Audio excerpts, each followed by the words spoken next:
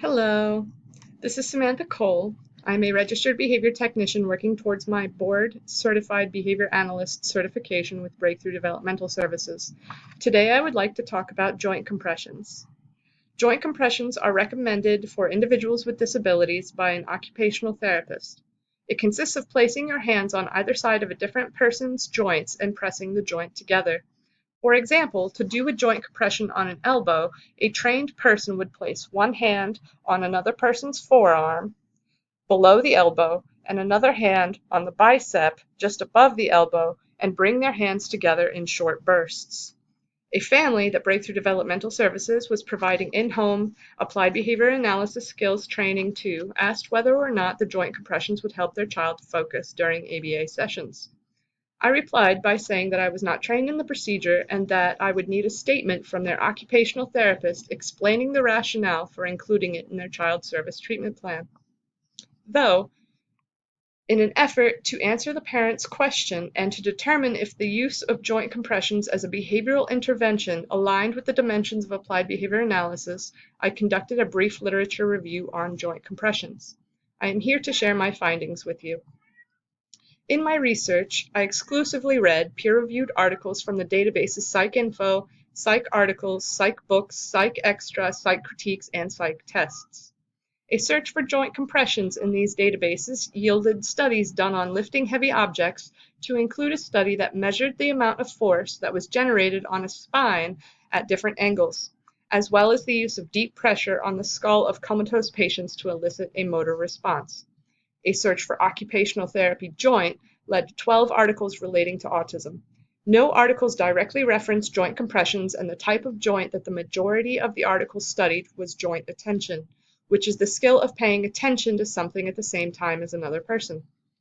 After searching occupational therapy interventions, I was able to find some rationale behind the development of joint compressions as a treatment tool.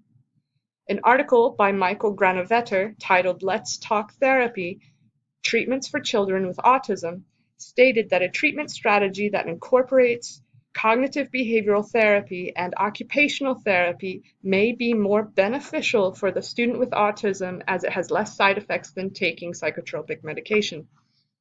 This article cited another article titled "Systematic Review of Occupational Therapy Interventions to Improve Cognitive Development in Children Ages 0 through 5 years old" and was written by Gloria Froelich-Clark and Teresa Schlabach. It stated that occupational therapy interventions, when used before the age of 2, resulted in measurable gains.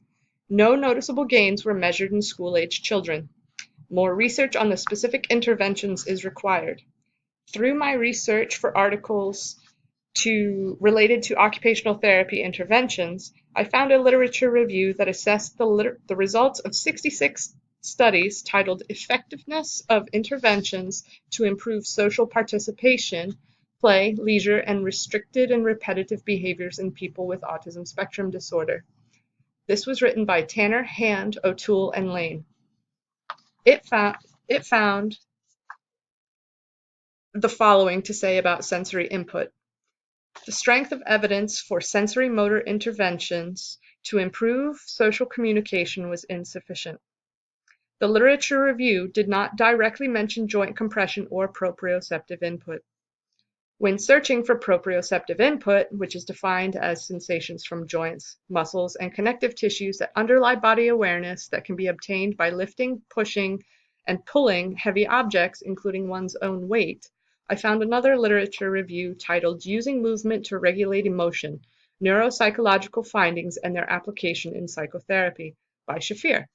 It stated that peripheral theories of emotion argue that the origins of emotion stem from bodily responses, meaning that we feel emotion after a biological response to our environment.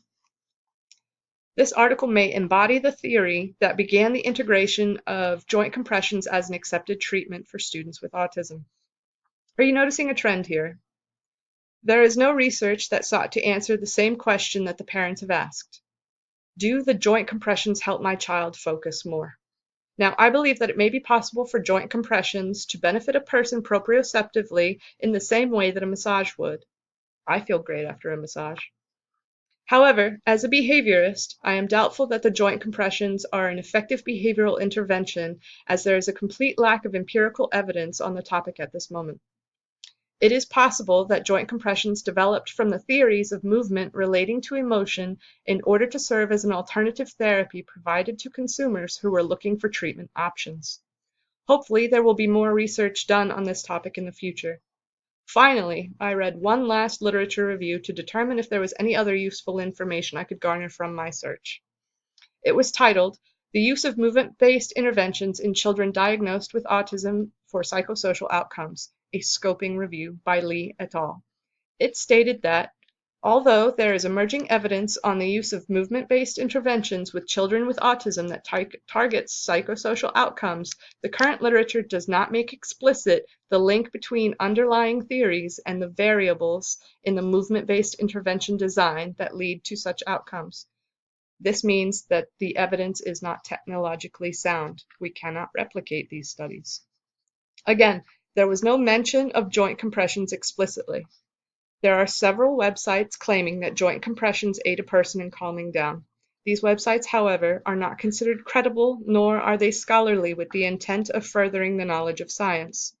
After watching this video, what do you think about joint compressions as a behavioral intervention?